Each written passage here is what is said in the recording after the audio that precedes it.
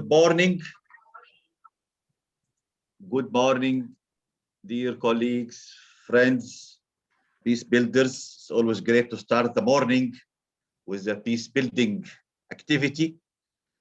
That's very precious. So I call this meeting to order, and let me first welcome you all to this quarterly briefing, which provides a valuable opportunity to all of us to get an update on the activities of the Peace Building Fund, as well as the activities of the 4 country-specific configurations: Burundi, Central African Republic, Guinea-Bissau, and Liberia. We will begin with a briefing on the PBF activities. And before handing over to the briefers, I wish to refer to the letter I received from ASG dear Oscar Tranco earlier this month that gave us an overview on projects approved by the Peace Building Support Office during the second quarter of 2021, which included projects in Burundi, Guatemala, Haiti, Liberia, and Niger. I am glad to note that the PBF continues to strengthen synergies between the Peace Building Fund and the Peace Building Commission, as per the recommendation contained in the report on the Peace Building Commission. We acknowledge the important catalytic role of the PBF in supporting peace building efforts around the world. And as you realize, this meeting will be 2 parts or 2 segments or 2 items. One will start briefing on the PBF, then we'll open the floor for discussion. Then we'll have the second segment, the briefing by the distinguished 4 chairs of the 4 country configurations, followed by another segment of questions and answers and discussion. So without further ado, I invite dear ASG Oscar Tranco to brief the PBC on the activities of the Peace Building Fund. Most welcome, Oscar. Thank you, Ambassador. Thank you very much, Chair, and colleagues joining this morning. It is a big pleasure, actually, to give a very synthetic and quick update on where we stand with the Peace Building Fund. So, as underlined by the Secretary General at the replenishment conference we had earlier this year for the Peace Building Fund, the scale of the ongoing global turmoil requires, again, concerted efforts to ease tensions and prevent further escalations of situations exacerbated by the pandemic. As we grapple with the global health crisis, it is crucial that we continue to invest in peace building and prevention, not only because of increased risks, but also because prevention makes health responses cheaper and more effective. How we recover together from this pandemic can itself become an effective investment in peace building and sustaining peace. The Peace Building Fund has been able to adapt quickly and respond to the specific new risks that have been brought about by the pandemic, notably by adapting existing initiatives. Over half of all of our ongoing Peace Building Fund supported programs required adjustments last year, and also in ensuring the continuity of operations and delivery of support. Colleagues throughout the UN system have deployed a broad array of creative mechanisms to ensure that the peace building work in the field continues. And we are really very grateful to the Peace Building Commission for sustaining the international support and attention to this issue. In 2020, the Peace Building Fund approved investments worth $173 million in 39 countries, which is just under the record high approval of $191 million that we approved in 2019. And this, despite the challenges related to coronavirus disease pandemic. Support, for example, for cross-border or regional program, which totaled $28.7 million, was nearly a 4-fold increase over 2019 and was also approved. Approval of some $36.6 million through the Gender and Youth Promotion Initiative that we have been regularly informing the Peace Building Commission just fell short just of the fund's target of $40 million for last year. We also, for example, in 2020, approved some $36.4 million supporting transitions. Many of these transitions that have been the object of discussions here in the Peace Building Commission, but also in the Security Council. And all in all, I would say that support to implementation of peace agreements was also in the order of some $34 million. So this just to give you a sense of the categories. It is all described in a short booklet that I think has been distributed to members of the Peace Building Commission.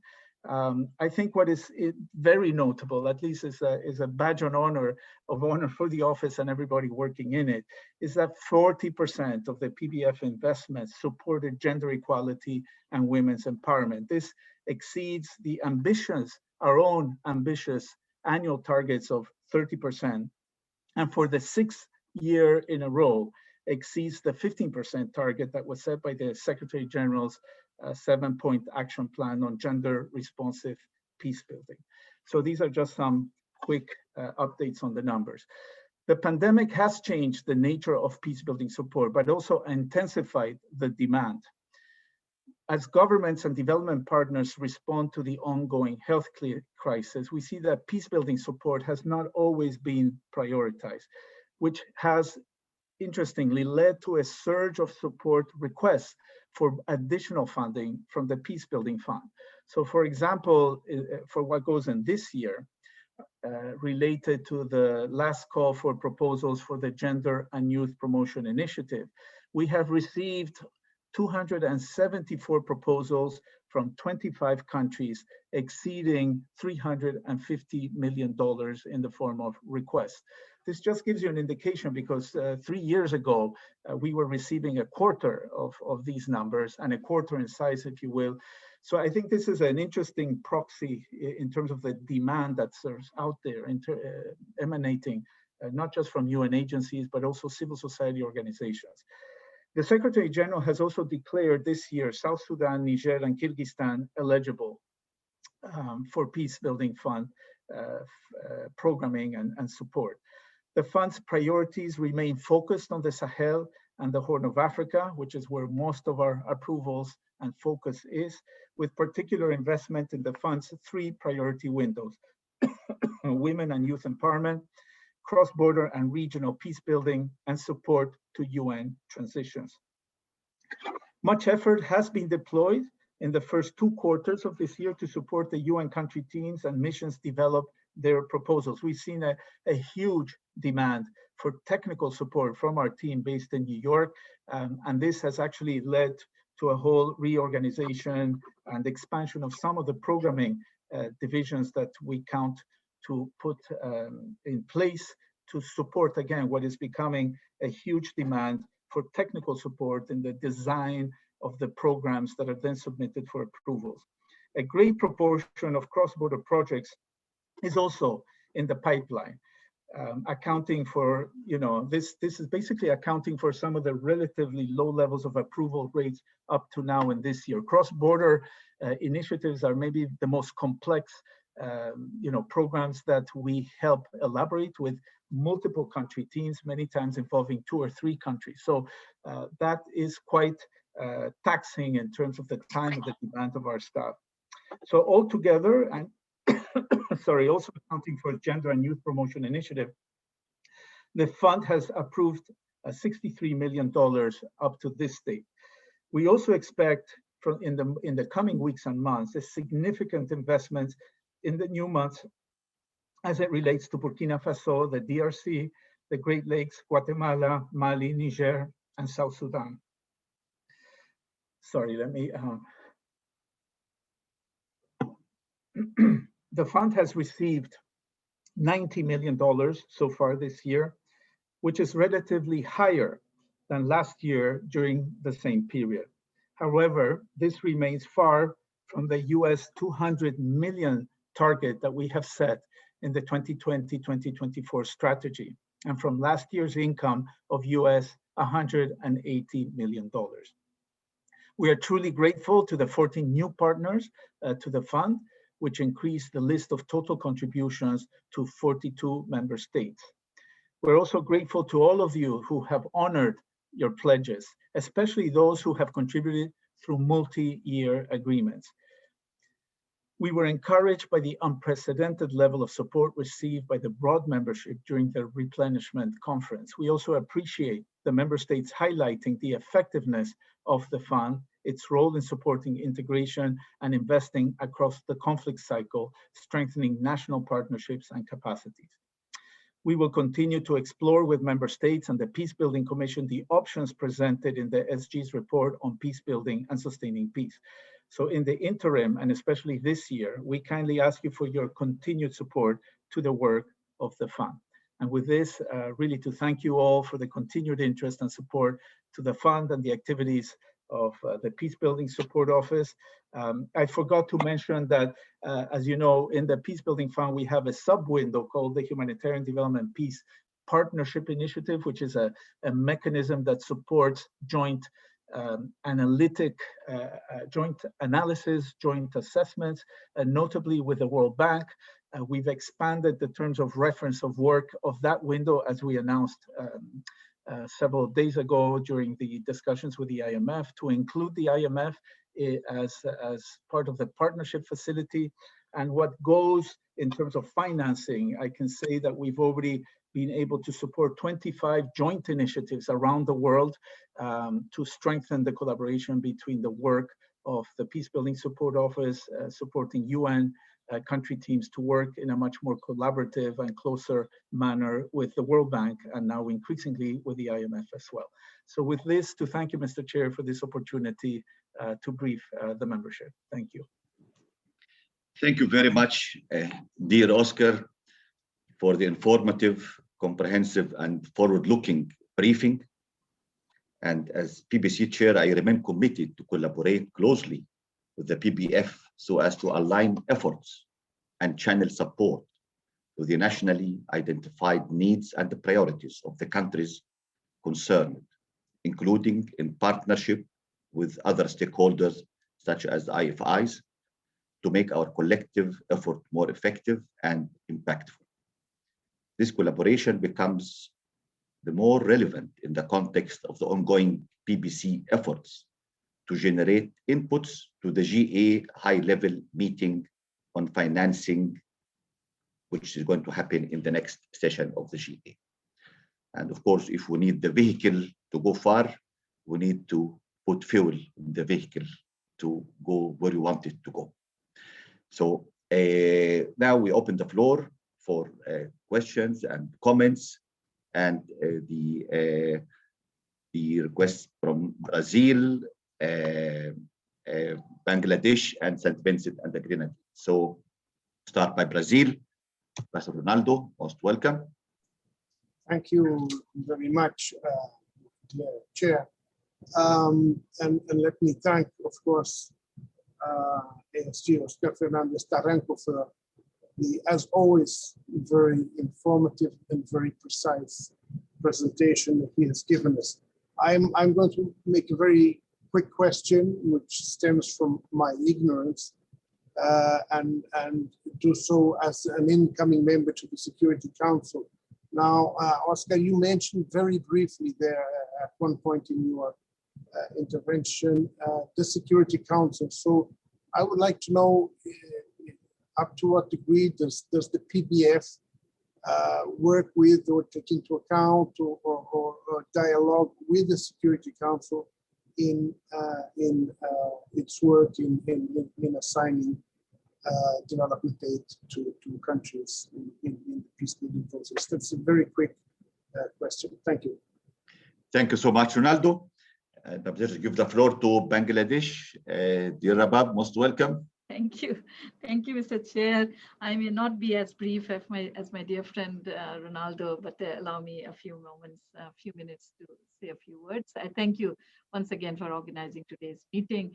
And I thank you, Mr. Chair, for your initiatives and efforts to strengthen the synergies between the Commission and the Peacebuilding Fund, including in exploring new avenues of financing and partnership. And I also wish to thank and acknowledge the efforts of the chairs of the country-specific configurations for their excellent work despite the COVID-19 pandemic. I thank ASG Taranco for sharing updates on PBF's activities during the second quarter of 2021. and PBF has been playing a crucial role in financing and mobilizing critical resources for implementing various peace-building initiatives in the conflict-affected countries, particularly to complement the national efforts towards sustaining peace. And we are very pleased to note some promising trends in this regard in the quarterly report. Allow me, Mr. Chair, to highlight some specific points in this regard. First, the investment of PBF should contribute to the institution and capacity building in conflict-affected countries, enabling them to address the root causes and drivers of conflicts and inequalities in their societies. In this regard, I appreciate the projects approved in Liberia and Niger. Secondly, the multidimensional impacts of COVID has crippled every nation. The conflict-affected countries are perhaps the worst off. Mobilization of resources in those countries should be done in a manner that would strike the right balance between sustainable and resilient recovery from the pandemic and for continuation of existing national development plans and priorities, including the SDGs. Thirdly, the benefits of PBC's work must contribute in creating an inclusive society, and as such, the benefits of PBF's investment should reach all segments of society, irrespective of ethnicity, race, or religion. Fourthly, Mr. Chair, the peace-building initiatives in conflict-affected countries must ensure full, equal, and effective participation of women and youth. Implementation of WPS and YPS agendas is of critical importance in this regard, which needs to be integrated in the implementation of the PBF's investment strategy. The PBC's gender strategy and recently concluded YPS implementation plan could provide critical guidelines in this regard. Fifthly, Mr. Chair, we need to address perennial funding gaps in supporting the peace endeavors of the conflict-affected countries. In this regard, we look forward to the high-level meeting during the 76th session of the General Assembly, which is expected. We hope that it will advance, explore, and consider options to ensure adequate, predictable, and sustained financing for peace building. Mr. Chairman, dear colleagues, I would like to reiterate Bangladesh's unwavering commitment to peace building and sustaining peace, and in this regard, our full support to the Peace Building Fund. Thank you very much, Mr. Chair. Thank you. Thank you so much, dear Ambassador Rabab, and it's my pleasure to give the floor to St. Vincent the Grenadines, Ambassador Halima. Thank you very much, Ambassador Idris, for organizing what is a really crucial session. And thanks so much, ASG Taranko, for your very helpful overview of the PBF funding. Now, I just wanted to make a few points and build on the question posed by Ambassador Costa. We really are pleased to see the list of projects that are mainly designed to improve monitoring, evaluation, and implementation. And one of the things that really strikes us in our delegation is the PBC and the PBFs in particular focus on joint up action and analyses, which is so crucial to a lot of the work that you do. And just thinking about it from the Security Council side, it's really important for us to understand and to build and to have those kinds of collaboration that leads to joint up action. We are also really pleased to see, and thank you for putting a numerical figure for it, how much is being invested in the direction of women and youth, and the rationale for explaining why so much focus is placed in the Sahel and the Horn of Africa. We really are pleased as well for you underscoring how the pandemic has shifted, the funding environment, but also how there is an increased need and request from countries as they redirect funds toward pandemic mitigation measures. And I think where our question really is in that last point you made, ASG, around the joint up analysis with the World Bank, the Humanitarian Peace Development Partnership to strengthen collaboration. You named the PBSO, various UN offices, the World Bank and the IMF. And I was wondering if you envision a place for the Security Council specifically in sort of participating in doing that kind of joined up analysis. And I say this because one of the things that we really benefit from these briefings is seeing directly the impact of projects, which projects are actually making headway in sort of increasing the environment or improving the environment for peace and development. And so the extent to which we can benefit from the analysis, that analysis in our work in the Security Council when it comes to things like mandate renewals, it will really be very helpful. So just again to say thank you for providing us this overview, which was very helpful. And we really look forward to seeing more joint up work. Thank you very much. Thank you very much, Halima. My pleasure to give the floor to Switzerland, Ambassador Pascal. Thank you very much, Mr. Chair, dear colleagues.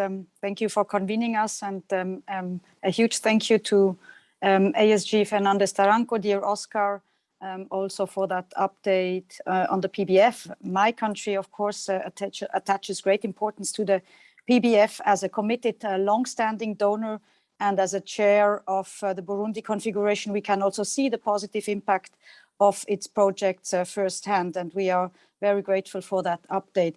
My question builds on the questions and comments of Rabab and Ambassador Halima. Rabab said that the goal has to be an inclusive society, and that the PBF also has to support that. And Ambassador Halima made also the link back to the Security Council. So since we adopted the sustaining peace concept, we all agree that the conflict cycle is something very complex.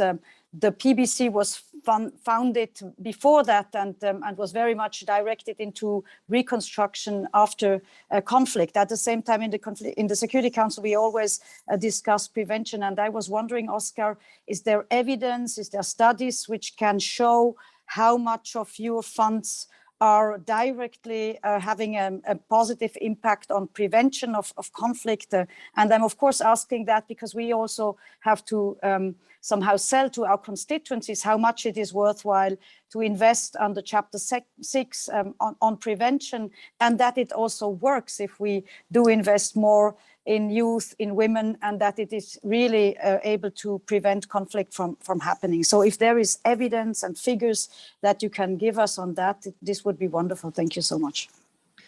Thank you so much, Pascal. It's a pleasure to give the floor to Sweden, Professor Anna-Karin. Thank you so much, Mohammed, and many thanks to Oscar for his presentation. Just very briefly from our side, first to thank Oscar and his colleagues at the PBSO for the very good work that they are doing. Secondly, to pledge our strong support to the PBF. We see the PBF as a very efficient, as innovative and flexible way of supporting countries in their way to peace building. I totally agree with what Rabab and Pascal and others have said about the importance of prevention, and it's of course not only to prevent that countries are coming into a conflict, but also that they are relapsing into conflict after having left a conflict. And there the Peace Building Fund and the Peace Building Commission has an important role to play. I'm also very pleased, of course, that we hear from Oscar that 40% of the funds goes to gender equality and gender participation, since this is a key function or a key part of peace building.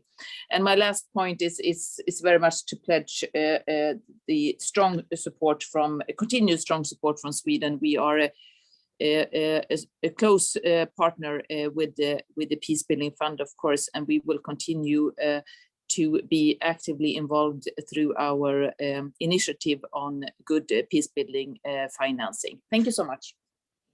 Thank you so much, Anna-Karin. It's my pleasure to give the floor to the Netherlands, Ambassador Mark. Thank you, Oscar, for that great briefing. And it just reinforces, I think, the proud moments we feel every time we speak here and we speak to you on being a donor to this fund. And I liked what Pascal just said about having more insight into what the return on investment is. And I remember, I see Marc-André also being in the call, once hearing a figure, and maybe I can ask whether that is still correct, that basically every dollar that is spent on prevention, also through the PBF, yields basically a return on investment of about $5 or even more in the prevention of that conflict, because the world obviously spends so much more money on fixing the conflicts afterwards than spending money on preventing it, and therefore saving much money and getting that sort of in the front of the narrative would be very useful indeed, I think. 2 points, perhaps very quickly. Very glad to hear and to see also in the reporting the focus on justice, on people-centered justice, and the realization that it is crucial in order to get sustainable peace. So we applaud you for that. And the second one, I think, won't surprise you, because I saw it was even put on your website, a message from Yoka on mental health and psychosocial support. We're very happy to see the focus on that particular issue. It's, I think, long been a little bit in the shadows of peace building, but it's becoming to the front. We know that you've made several calls for projects, for proposals on that. And I would be interested to hear a little bit more from you, Oscar, on the quality of those proposals. Do you see a trend? Do you see this becoming more and more part of integrated proposals when it comes to peace building proposals? And I'd also certainly be interested if you are considering maybe to aggregate lessons or maybe evaluate perhaps the effect of taking care of mental health in these projects and seeing what it delivers when it comes to sustainable peace and peace building. And lastly, and Mohammed, I think you said it best, the fuel in the motor and the underfunding. Of course, we're going up towards the high-level event on financing. That is absolutely crucial. And maybe here in this context of all of us being friends of peace building, all of us having much attention to it and being friends of the fund, let us all in the Peace Building Commission do our share. Let us all at least allocate some of the fundings that we have nationally available to the fund and set a great example as a Peace Building Commission also in funding the fund that makes that possible. Thank you. Thank you so much, Mark. It's my pleasure to give the floor to Japan, and then we'll conclude by Germany. So Japan, Ambassador Suga. Thank you, Chair, Ambassador Idris, and thank you, Oscar, for your briefing. We really appreciate Oscar and his team for their hard work to manage the PBF to adapt to emerging needs under the COVID-19 pandemic. This meeting is really timely because I'm trying to prepare for the joint debate at the GEA tomorrow on peace building and sustaining peace, including PBC and PBF. I have, in that context, I have a couple of questions. But before that, Japan, we always emphasize that PBF should take on the areas where it can clearly make difference and add value compared to other funding tools of the UN and outside of the UN. And from that perspective, we welcome increased funding support by the PBF to cross-border or regional project. We believe that that's an area where PBF has a comparative advantage compared to other funding. Also, we feel that there's a great potential for the PBF to play in the transition setting.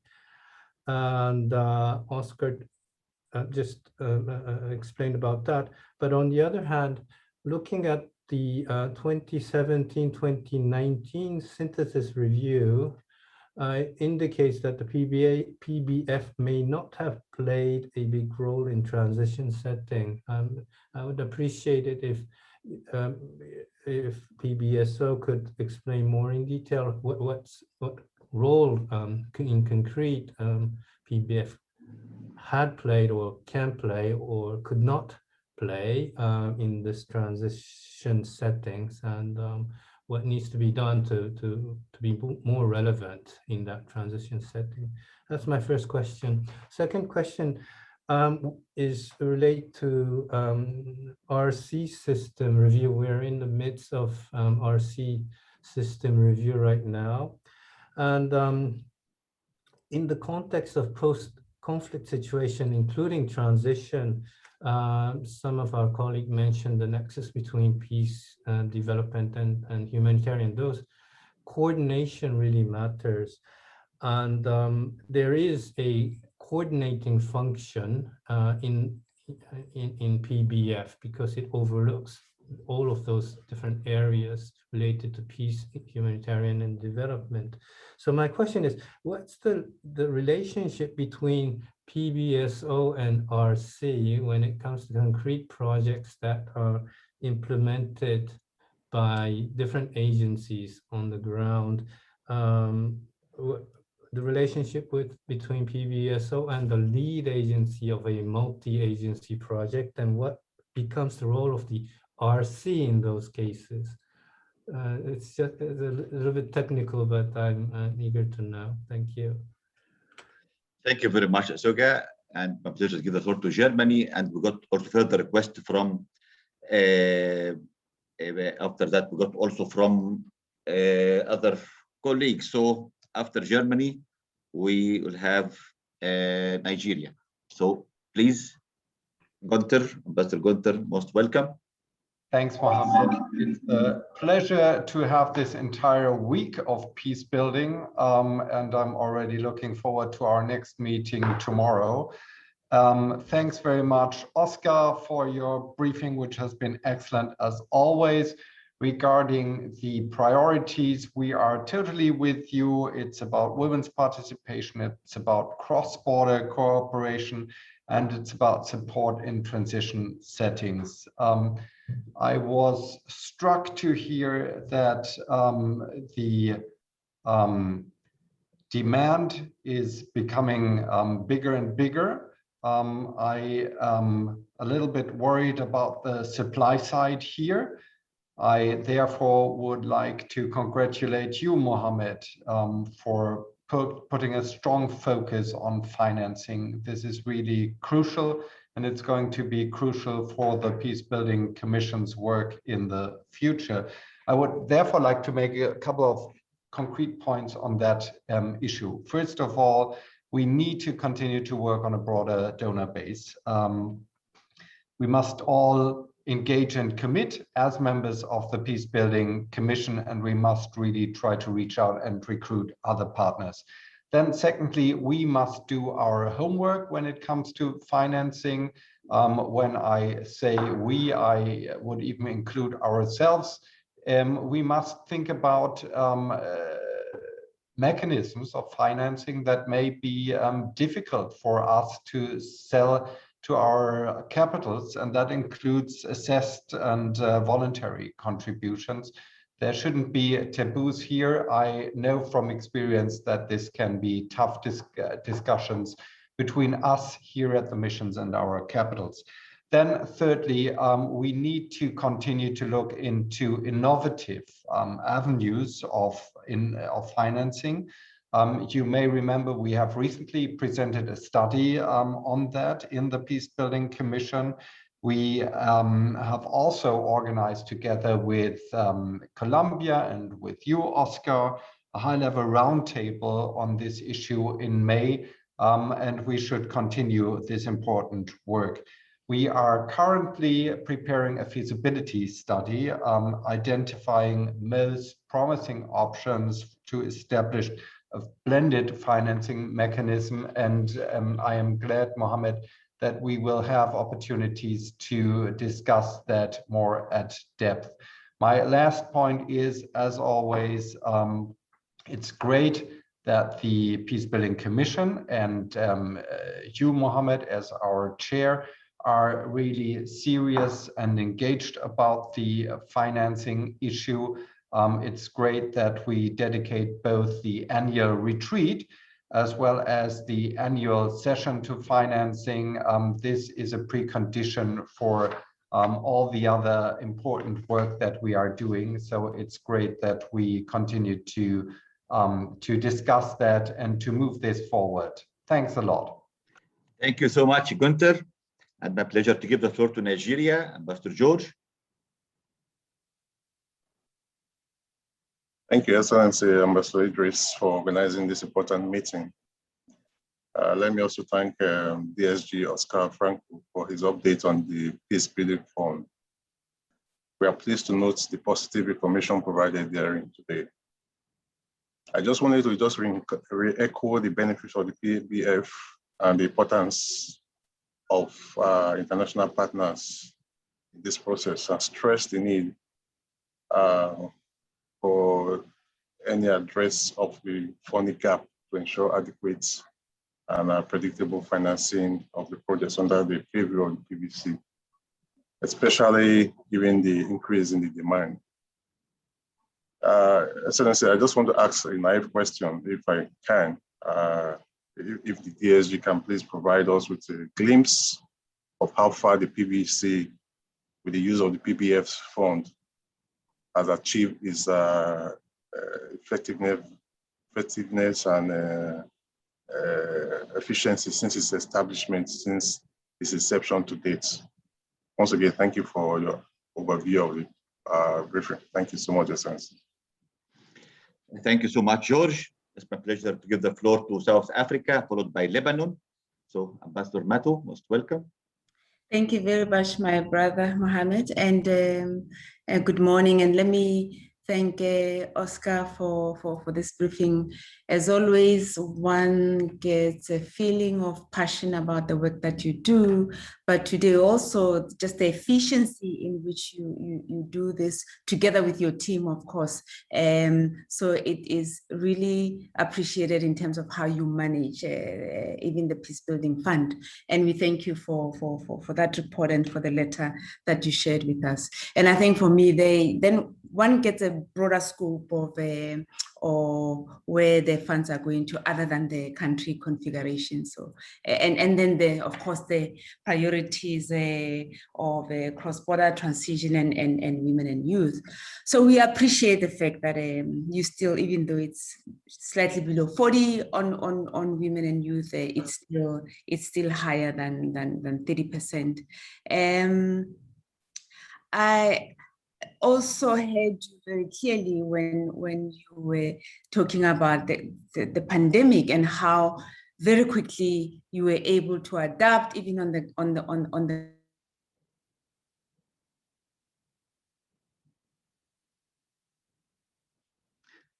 We lost your voice, Mato. Mato, we lost your voice.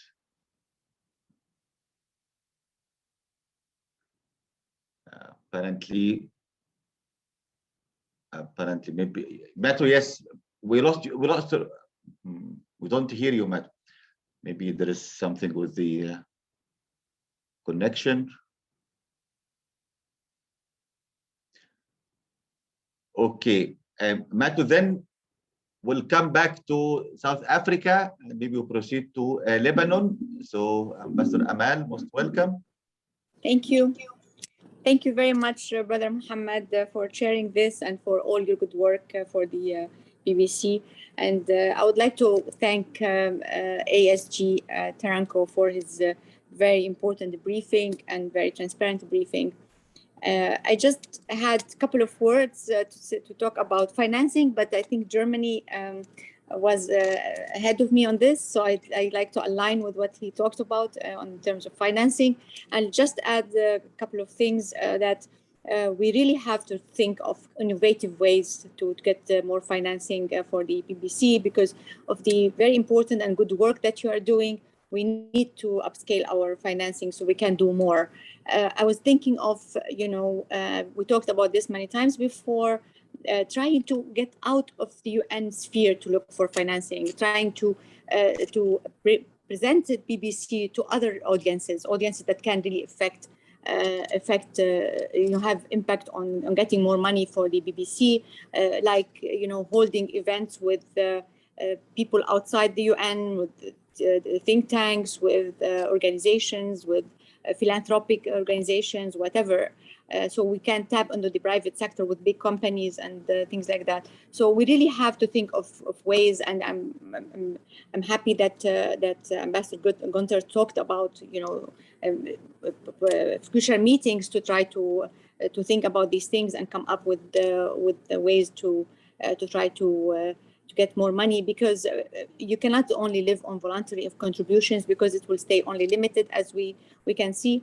So if we're not going to assess contributions, then we have to really try to up our game and try to find innovative ways to find financing.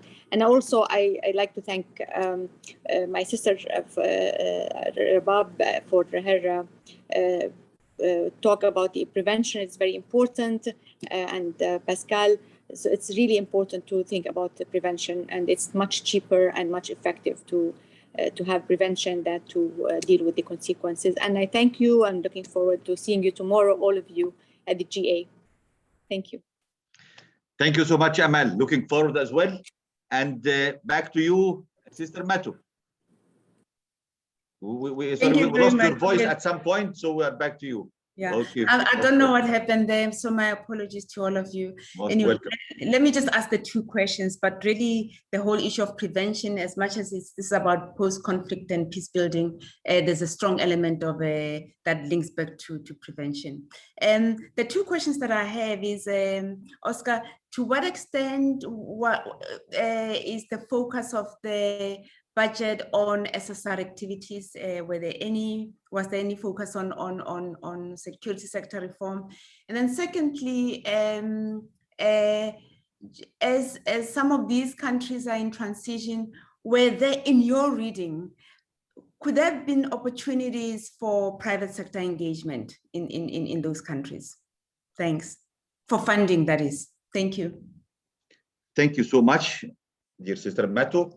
And now we go back to you, dear Oscar, after you listened to these interventions and questions, to get your response and feedback. Most welcome, Oscar.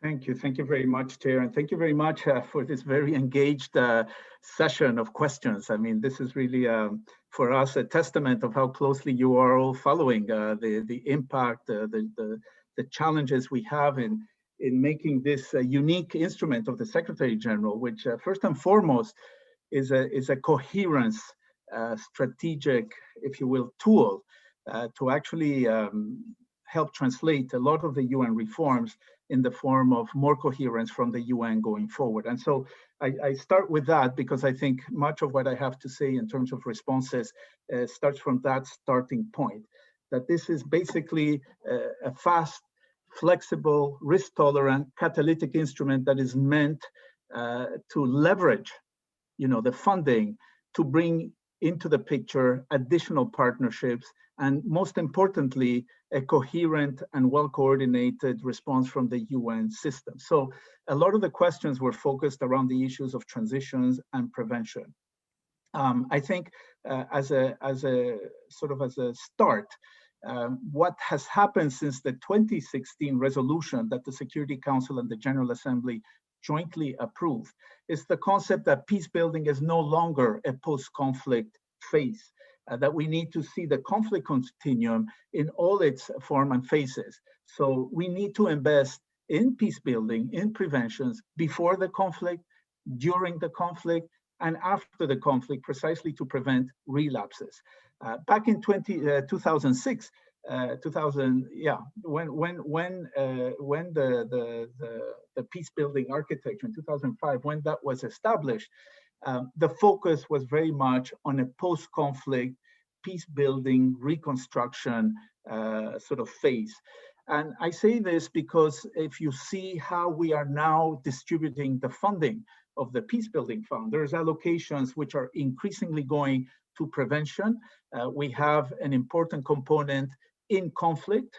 So countries undergoing or in the phase of a conflict, we have a lot of ongoing activity supporting a lot of the work of the special envoys or the special political missions or peacekeeping operations, but also a lot of funding in the post-conflict reconstruction phase.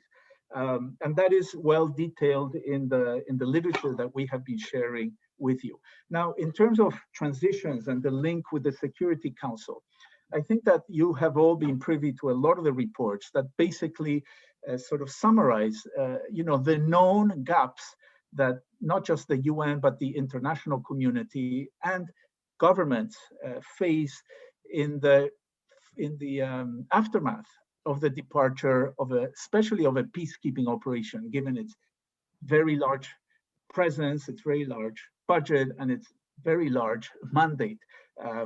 So the two key aspects of these transitions is first, how missions transition out while helping government create their capacities to actually manage these transitions and continue to be able to prioritize a lot of the activities that peacekeeping operations and special political missions were undertaken. And here we see many times, as it relates to the UN, two very key predictable cliffs. The financial cliff, meaning less resources coming precisely at a time of a very sensitive time of departure. So we've seen this in the case of Sierra Leone, in the case of Liberia, in the case of Cote d'Ivoire, in the case of many of Haiti in the past. That at the time of departure of the mission, the country team is usually left without much resources and without the capacities that the mission on the ground was able to deploy.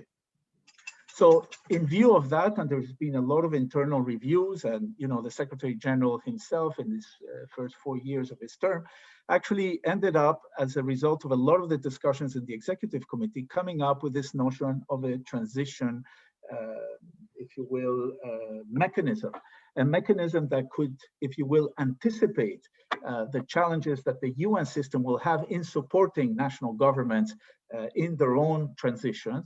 And the directive, the SG's directive, specifically makes mention to the need for country teams to surge their technical capacities and financial capacities to be able to continue to support national governments. Now, one of the key instruments in that mechanism is the Peace Building Fund. There is no other mechanism in the UN, as we speak, that actually helps country teams fill that gap.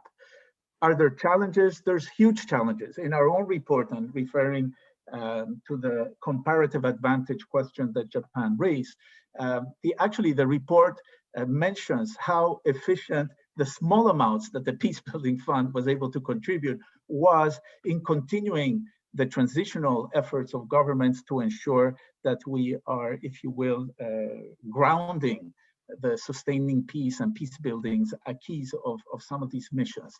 It is clear, for example, in 2020, we spent some $45 million supporting through that transition window countries like the Central African Republic, DRC, Mali, South Sudan, and Sudan.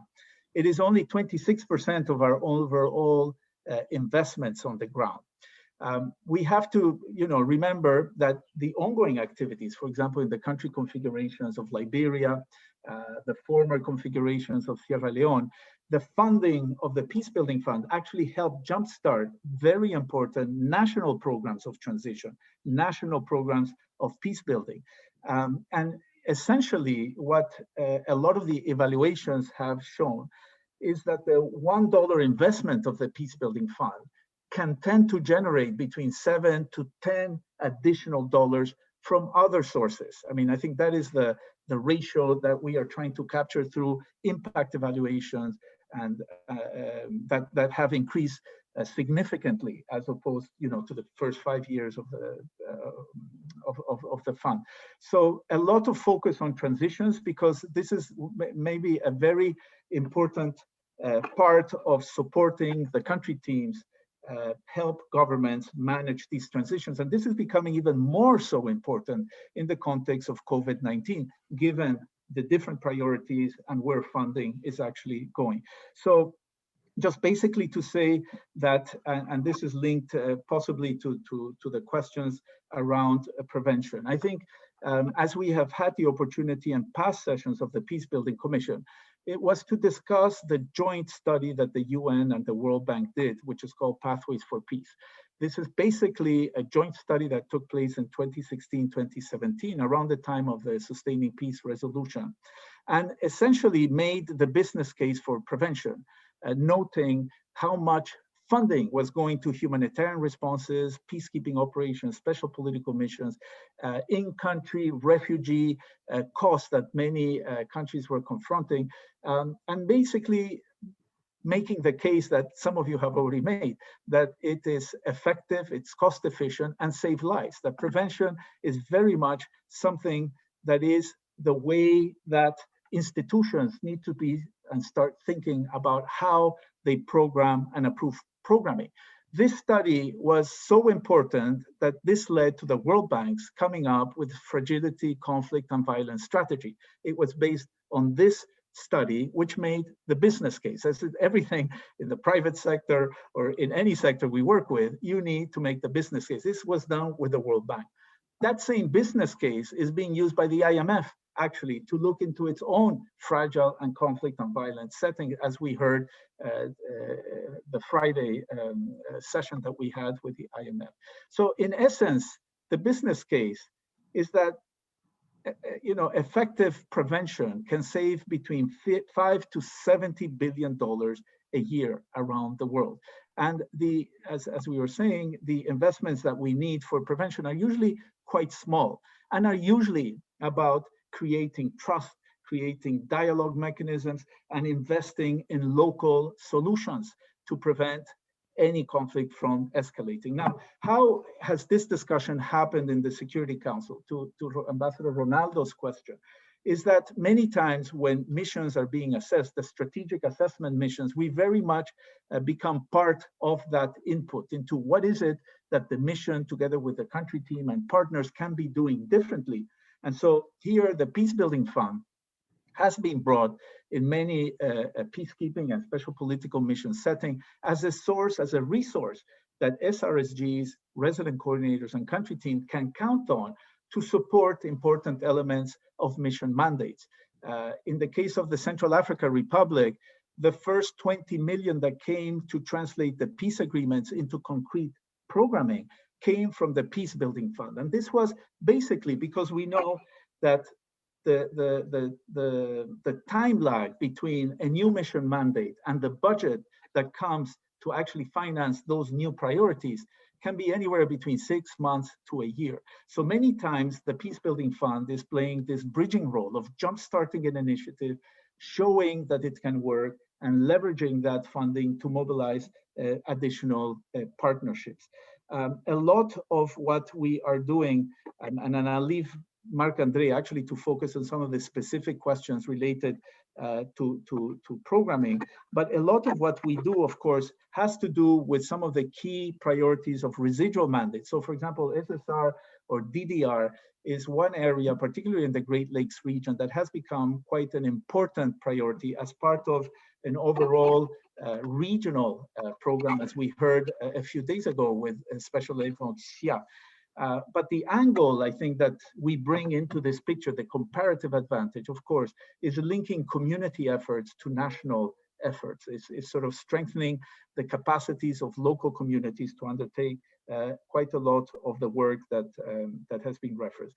In terms of the link with resident coordinators, first of all of the peace building funded proposals come from the resident coordinator. We believe that the Peace Building Fund is one of the instruments that actually empowers resident coordinators to actually play this coordination role, not necessarily implementation, but coordination. And here the link between the resident coordinator and the agencies becomes extremely important, how she or him are able to drive this integrated approach and be able to help formulate, if you will, proposals. I made a reference to how challenged many country teams are in some of the most difficult situations around the world because the capacities for programming are not always available locally, and which explains why with DCO and PBSO, we have launched sort of a unique surge capacity mechanism to help country teams and resident coordinators who are closely working with governments to translate a lot of these joint analytics that we're doing with the international financial institution, but also with key development partners, to translate the key priorities into programming, and programming that actually starts by trying to address the proof of concept issue, which is taking high risks in areas where few are venturing is a particularly important activity that we're undertaking. In terms of financing, of course, as you know, There's several reports of the SG that have been put forward with multiple formulas to actually help resource the peace building fund so we can be more predictable and have more adequate funding. I think the surge of demand actually speaks to the dynamism of this Peace Building Commission, to its interaction with ECOSOC, the General Assembly, and the Security Council. The fact that we have been able to create a platform is already attracting a lot of attention, not just from the member states, but also from across development partners and UN agencies, funds and programs. So I think the key issue here is that resident coordinators need to continue to be empowered to lead. The Peace Building Fund is a unique instrument because it helps bring together agencies. All of our interventions, all our support are usually a combination of different agencies because we seek to mobilize the capacities and the value added of the in-country presence of those missions in support to national priorities, as the Ambassador of Bangladesh pointed out. Those are the principles that we mobilize our resources to build capacity, national capacity, local capacity, and to be able to identify priorities.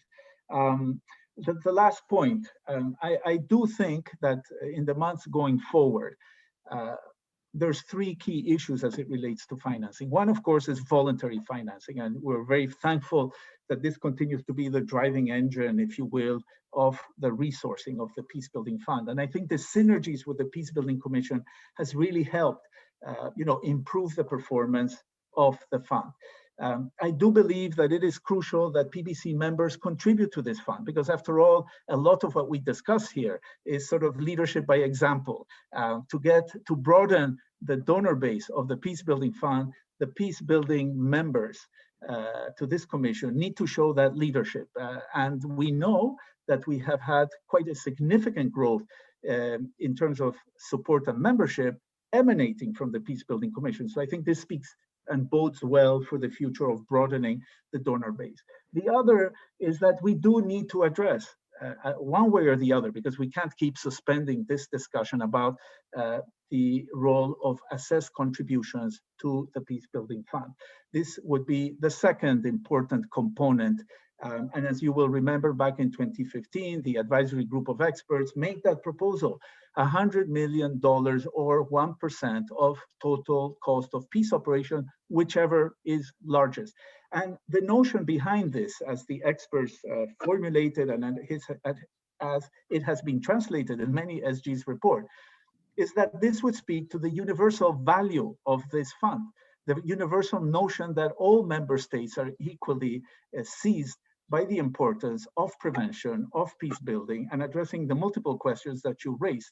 This should not be the affair of only 12 top donors to the fund. This has to be, a universal contribution of the membership. And we believe that in the coming weeks, if not months, I personally, before leaving PBSO, I am quite determined, at least to get a resolution of this in-house issue in terms of coming together and having the SG actually make a concrete proposal as it relates to the notion of assessed contribution. Because without predictable financing, all this discussion about pre-positioning the UN to support transitions becomes a wishful thinking, if you will. We would like to do more, but we can't.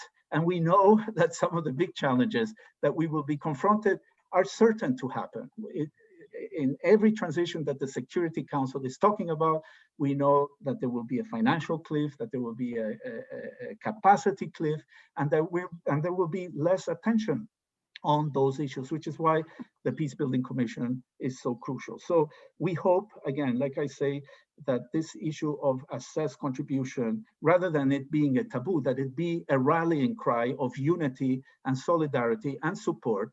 And it is a very symbolic, 1% of the budget in the billions really speaks to our real intention to make a difference on prevention and peace building. And then the last point, just that innovative financing, of course, is a very important additional element that has been very much discussed and will continue to be discussed. But with this, really, I'd like to just hand the floor over to Marc-André just to complement some of the questions. I could go into more detail, but I know we're pressed for time. So sorry for that long response. Thank you. Thank you, Oscar. Thank you so much. Most welcome, Barak Andre. Thank you so much, Ambassador Idris, and thank you for allowing me to mention a few more, to answer some of the more specific questions. Three questions in particular that weren't addressed by Oscar. First, on the issue of transitions.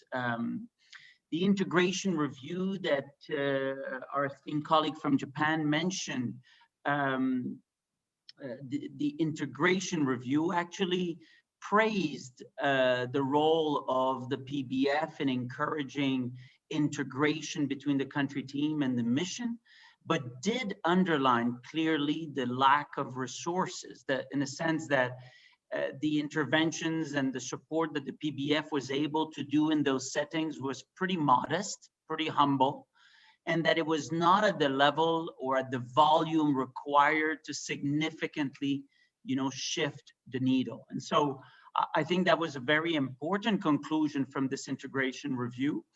We are continuing to program and to support countries in transition.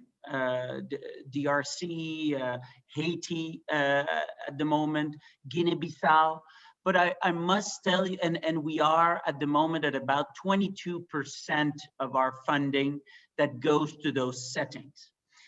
It is pretty good. It is much better, I must tell you, than in the previous cycle. So we're doing a bit better. But it is also true that we are not doing at the level that we had anticipated at the beginning of the strategic plan. We had anticipated increasing our support in transition settings to about 30%. And here I want to highlight a few issues of why that is. I think the first one is that we have found that many of the offices of the RC, DSRSG, HC simply do not have the staffing and the capacities to program at the levels that we would wish for, meaning they are obviously very stretched. They are working in very complex environment. So here we're working very closely with them, with the support of DCO, to see how we can strengthen that capacity. In part, we have deployed in those circumstances as well additional support, for example, in the DRC or in Haiti, to help the DSRSG RCHC office.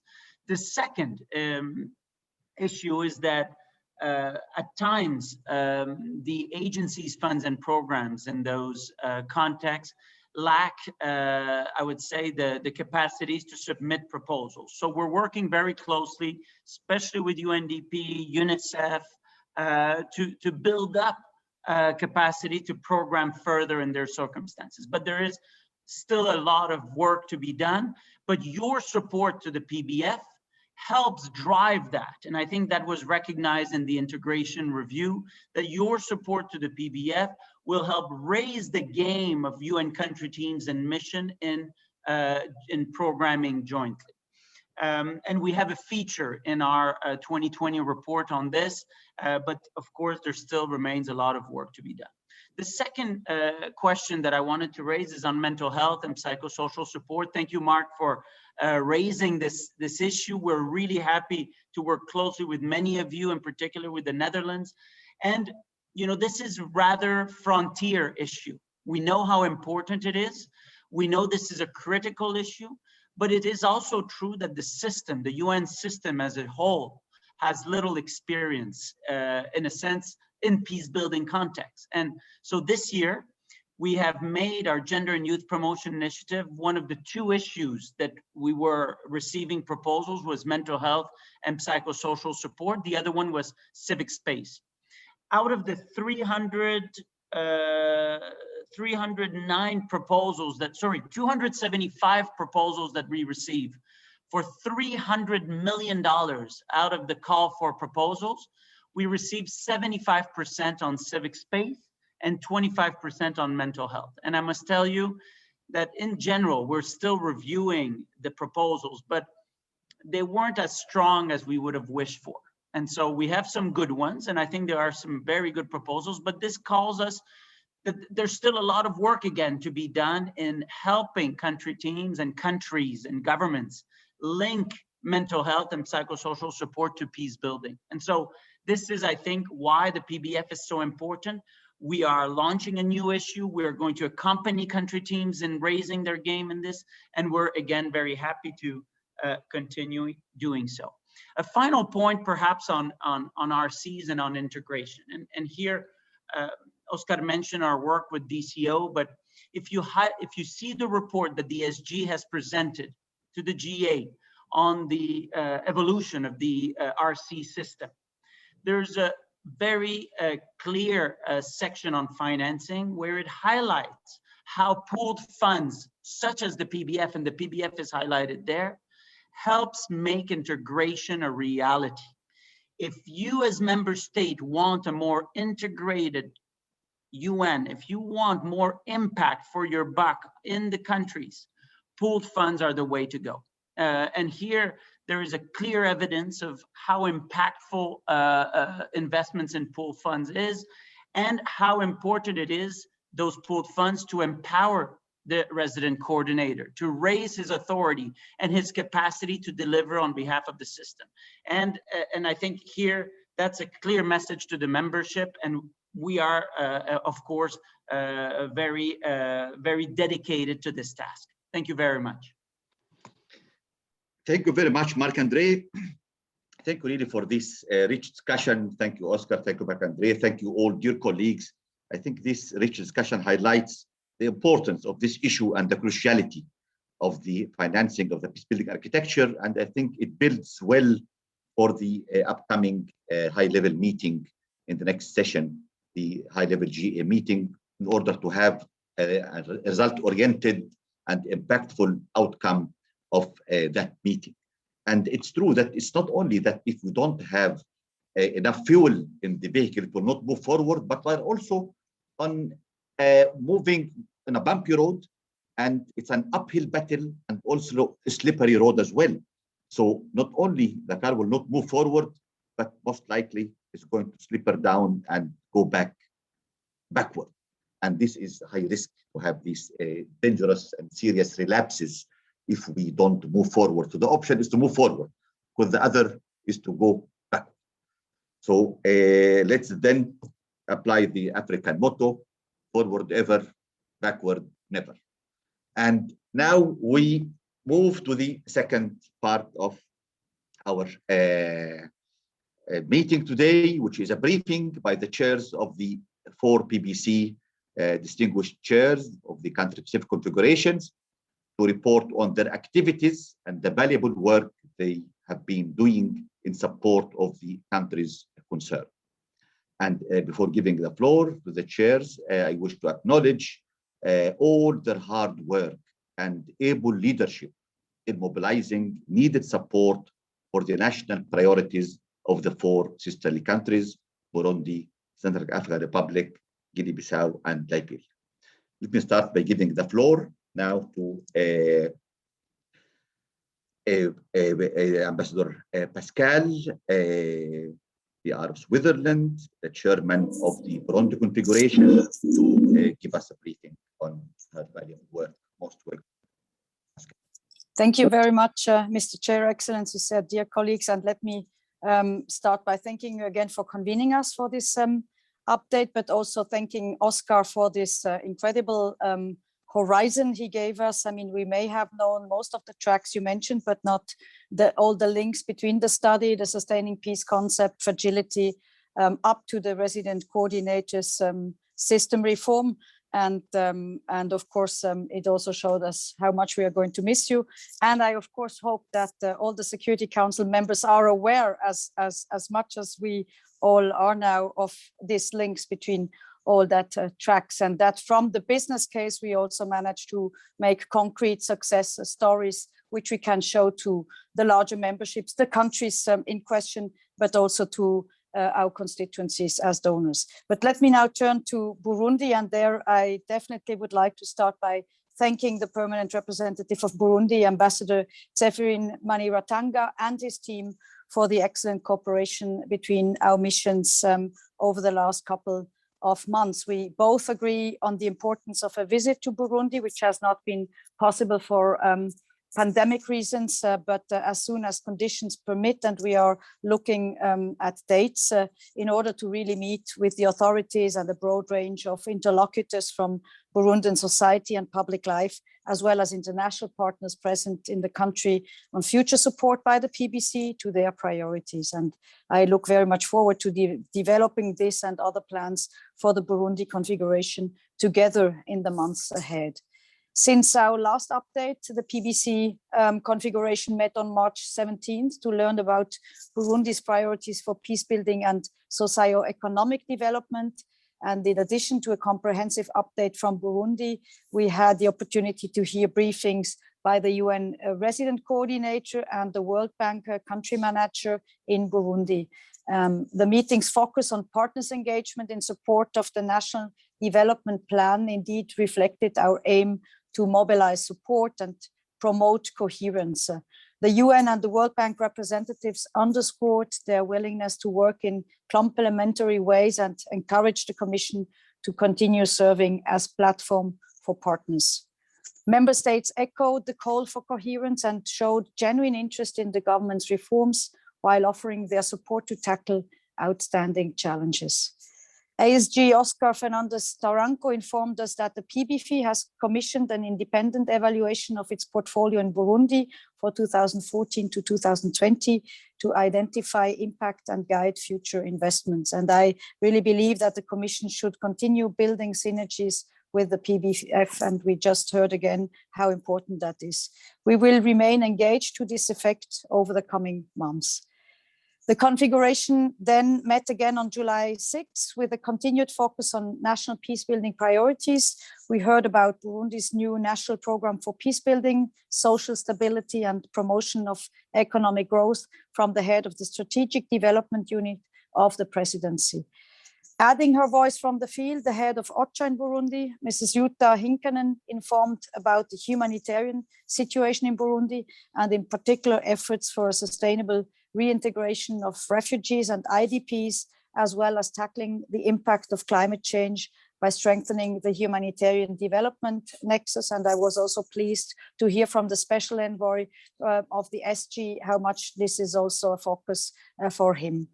Member states commended the inclusive and participatory approach chosen by the government for the new program. They showed a particular interest for the role of women and young people in its implementation. And so we look forward to providing further scope for discussion on this aspect, as well as others in the months to come. Mr. Chair, dear colleagues, the first half of this year has seen an active diplomatic engagement by Burundi through bilateral visits, regional summits, and at the multilateral level. A visit to Europe by Burundi's foreign minister, our former colleague here, His Excellency Albert Shingiro, in April provided the country also for a courtesy visit with our foreign minister in Bern and fruitful discussions with senior leadership responsible for development cooperation, peace and human rights on a comprehensive approach to sustaining peace in Burundi. Also in spring, Burundi's National Independent Commission for Human Rights traveled to Geneva for a working visit that allowed it to reconnect with Geneva-based human rights bodies. Both the UN and the AU have reconfigured their engagement with Burundi in recent months. The mandate of the AU Human Rights Observers and Military Experts Mission in Burundi has ended on 31st of May. The AU Commission through the CPRD in Cairo and the AU Liaison Office will continue to provide support to peacebuilding and socio-economic priorities in Burundi. The 31st of May also marked the official closure of the office of the Special Envoy of the Secretary General for Burundi. The senior representatives of the government and the UN present at the closing ceremony underlined their mutual commitment to strengthen their cooperation through the work of the UN country team in order to build on the progress achieved so far. Mr. Chair, dear colleagues, as Burundi pursues important initiatives to advance peace building and socio-economic development, the PBC provides a platform to foster coherence, partnerships, and support. As bilateral and multilateral partners redesign their engagement with Burundi, the PBC also continues to play an important advisory, bridging, and convening role. The experience of sustaining peace in any country teaches us that it is an ongoing process and one that is seldom linear. It requires attention, patience, and perseverance in order to preserve and build on the gains achieved. This is all the more true in the current context of a global pandemic which affects us all. Mr. Chair, let me conclude with very sincere thanks to you and to all the members of this commission for your continued support and continued interest in the work of the configuration. And of course, I thank again Ambassador Mani Ratanga and his mission for the excellent cooperation. Un tout grand merci. And last but certainly not least, we are also grateful, of course, to Oscar, to ASG Fernandez Taranco and his team at PBSO for their support and their tireless engagement. Thank you very much. Thank you very much, dear Pascal. Thank you for your leadership, your active role and fruitful work. Let me now give the floor, pleasure to Ambassador Ronaldo, the chair of the PBC configuration on Guinea-Bissau, to brief us on the activities of the configuration. So, Ambassador Ronaldo, PR Brazil, most welcome. Thank you very much, Mr. Chairman, once again, and thank you for convening us and giving me the opportunity to brief members of the PBC on recent activities of the Guinea-Bissau country-specific configuration. Now, in the same vein as Pascal mentioned, pandemic-related concerns have not allowed us to visit Guinea-Bissau, which would have been desirable, and we have been limited, in essence, to virtual meetings of the configuration over the past year, in effect. Now, in the last months, the main focus of the configuration has been on gaining a better understanding of how the support provided to Guinea-Bissau is functioning and is to function in light of the Security Council mandate to end the work of UNIOPIS on December 31st last.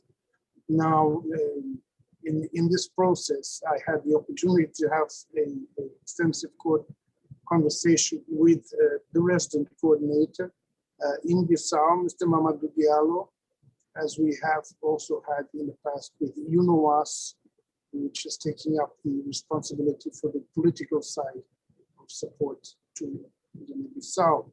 Now, Mr. Mamadou Diallo gave me very encouraging news in the fact that there has not been any hiccup, as it were, in the transition. No obstacles have been identified, and that the United Nations Sustainable Development Cooperation Framework is being finalized with the government of Guinea-Bissau. And we hope to hear more details of this in the near future, including with a view to organizing a briefing to member states on UN-related activities in Guinea-Bissau. I must say that the most important development in the configuration in the past months was a meeting we held on June 29th last, where we had the honor to receive a briefing by the Minister of Foreign Affairs, International Cooperation and Communities, Ms. Suzy Barbosa. This was the first high-level briefing from a government official since 2018, and she offered us an insightful perspective on Guinea-Bissau's National Development Plan and on their strategy for development, employment, and industrial promotion for the period 2020-2024, which is known as Hora Chiga. Minister Barbosa pointed out that the main priorities in Guinea-Bissau's development strategy, highlighting the need for projects aimed at empowering women. In this regard, she mentioned that resources from the Peace Building Fund would be very much welcome, since the fund has been doing important work in supporting projects that promote the role of women and youth in the political arena. And in this respect, let me just point out that we have had the opportunity also of hearing from representatives of civil society movements representing women and youth in the configuration in the recent past. Minister Barbosa also made a positive assessment of the reactivation of the Joint Steering Committee, an instance which allows for better dialogue between the government and the UN on PBF priorities. In that meeting, we also heard from ASG Oscar Fernandez-Taranco, and really I was really very gratified to note that the priorities mentioned by Minister Barbosa, such as support to local radios and to women's organizations, are very much in line with the projects currently carried out by the PBF.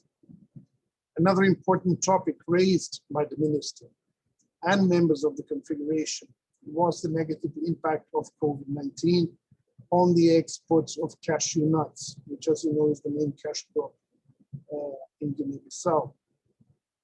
Economic revitalization and the country's cooperation with international financial institutions will be, for this reason, of particular importance in the coming months. Our plan for the next meeting of the configuration will be a focus on the efforts by international financial institutions, such as the World Bank, the IMF, and the African Development Bank, to support Guinea-Bissau in advancing its socioeconomic developments in accordance with the priorities that were outlined at the configuration by Minister Barbosa.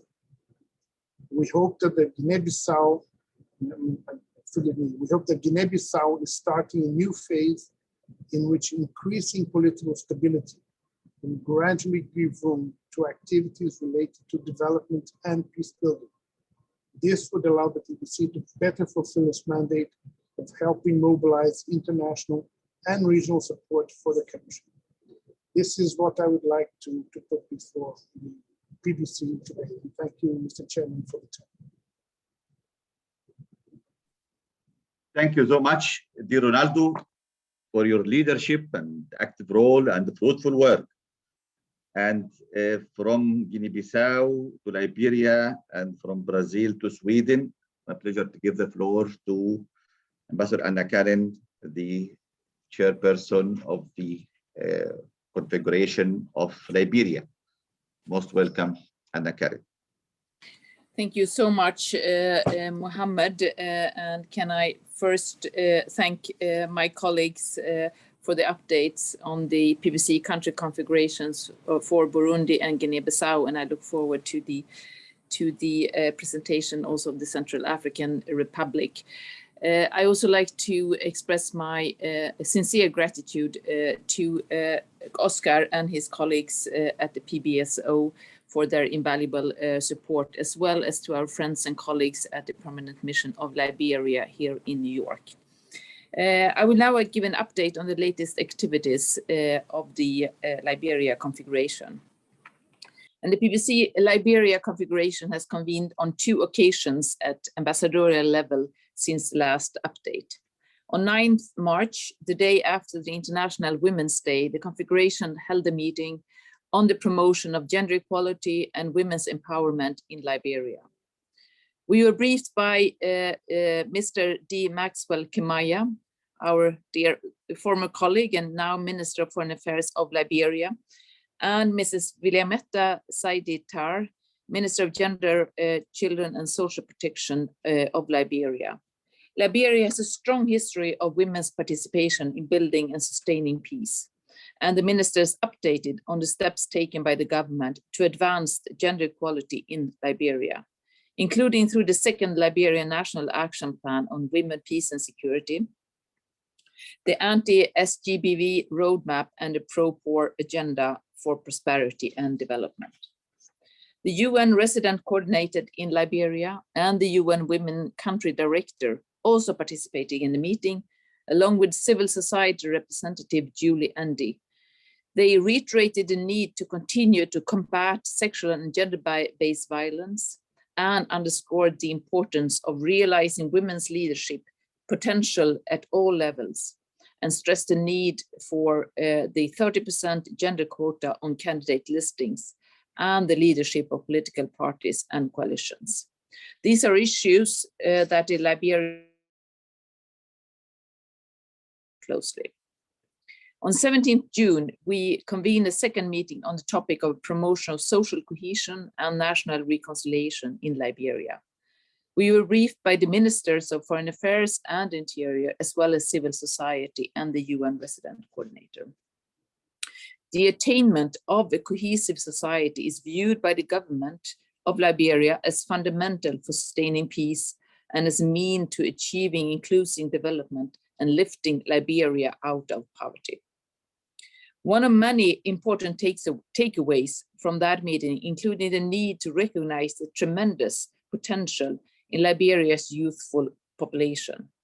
In order to enable young people to act as agents of peace and contribute towards social cohesion, we must continue to support youth empowerment programs and employment opportunities for youth, including in key sectors such as agriculture.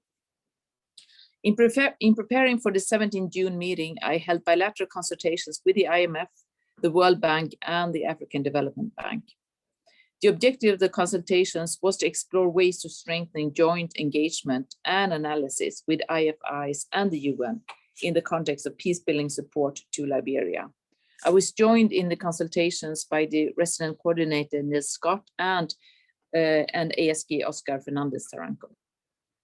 As we all know, partnerships are key to achieving sustainable peace, and the role of the IFIs are crucial. The consultations highlighted a common understanding among the IFIs and the UN on key areas to invest for sustainable peace in Liberia, including governance reforms, access to basic social services, and addressing inequalities. I look forward to continuing to work to follow the important work of the IFIs and what they are doing to support sustainable development, macroeconomic stability, and peace building in Liberia. Finally, I would like to say that I have continued to be very encouraged by the strong commitment and continued high-level engagement from the government of Liberia to the meetings convened in the PBC, demonstrating national ownership, which we all know is a crucial element in building and sustaining peace. I'm also pleased that civil society, not least women-led organizations, have continued to have a strong voice in the configuration meetings. I look forward to continuing to implement the PBC Gender Strategy Action Plan, as well as the Youth, Peace and Security Action Plan. The Liberia configuration stands ready to continue its political accompaniment and ensuring international support to Liberia's peace-building journey. Working together with the government and the people of Liberia, we will continue to focus on the priority themes for the year, including gender equality, supporting national reconciliation efforts, and supporting COVID-19 response and recovery. Looking ahead, the configuration will also continue to work with the objectives of supporting the preparations of the holding of peaceful, transparent, and inclusive presidential elections in 2023. The configuration will also maintain the flexibility to call for meetings in response to national peace-building priorities. In the next half of the year, I intend to visit Liberia, either virtually, as I've already done, or hopefully, if the situation permits, through an in-person visit. I thank you so much. Thank you so much, dear Anna Karin. Thank you again for your leadership and active role and fruitful work. And now it's my pleasure to give the floor to my dear sister, the Chargé d'Affaires of Morocco, Majida, to brief us on behalf of Ambassador Omar Hilali, PR of Morocco and the chairman of the Central African Republic configuration, on the activities of the PBC TAR configuration. So Majida, أهلا وسهلا. أهلا بكم سعادة السفير. Good morning, colleagues. Thank you very much, Mr. Chair. My ambassador, as you know, is in Rome for the Food System Pre-Summit, and he instructed me as the Chargé d'Affaires to deliver this statement. So on his behalf, I'm reading the following. So thank you very much, Mr. Chair, for giving me the opportunity to brief the PBC on the recent activities of the Central African Republic country-specific configuration. During the last period of time, the configuration held 2 meetings at the expert and ambassadorial level, respectively on June 10th and July 12th, to discuss the security, humanitarian, and political situation in the Central African Republic.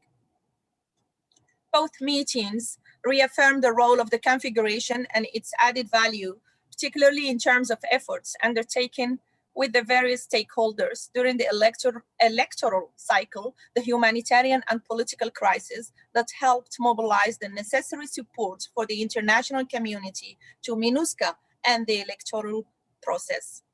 As you are aware, during the past few months, thanks to the mobilization of the international community and the logistical and security support of MINUSCA, Central African Republic was able to hold presidential and legislative elections despite the extreme complex context marked by increased violence, including against MINUSCA personnel.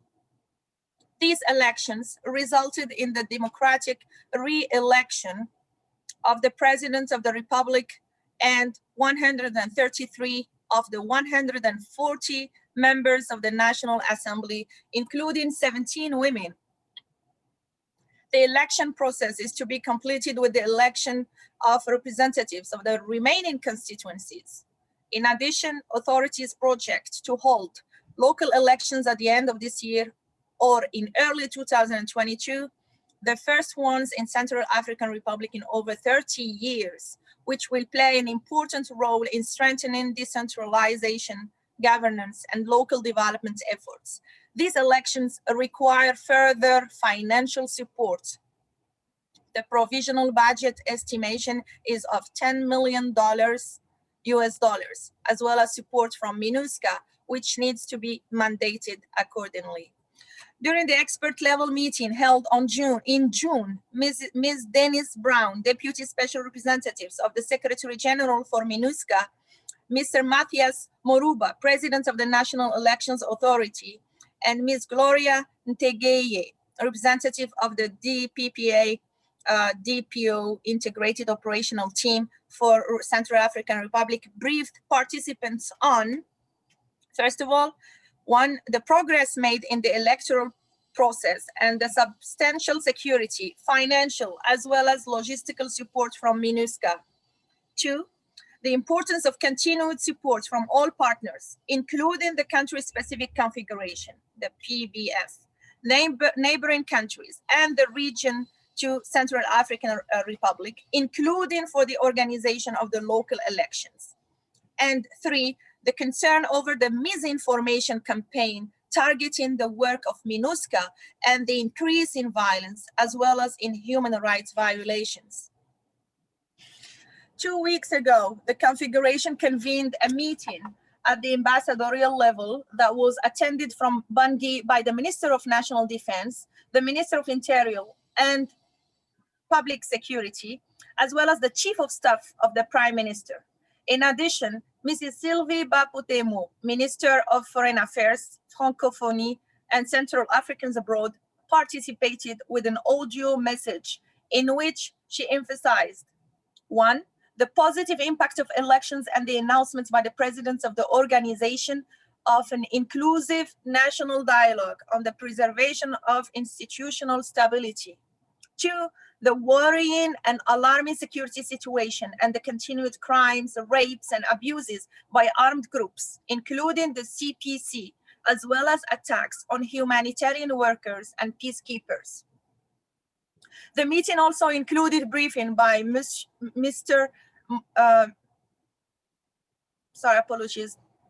the meeting also included briefing by Monsieur Moncoeur Ndiaye, Special Representative of Secretary General for Central African Republic and head of MINUSCA, and Mr. Matthias Moruba, President of the National Election Authority.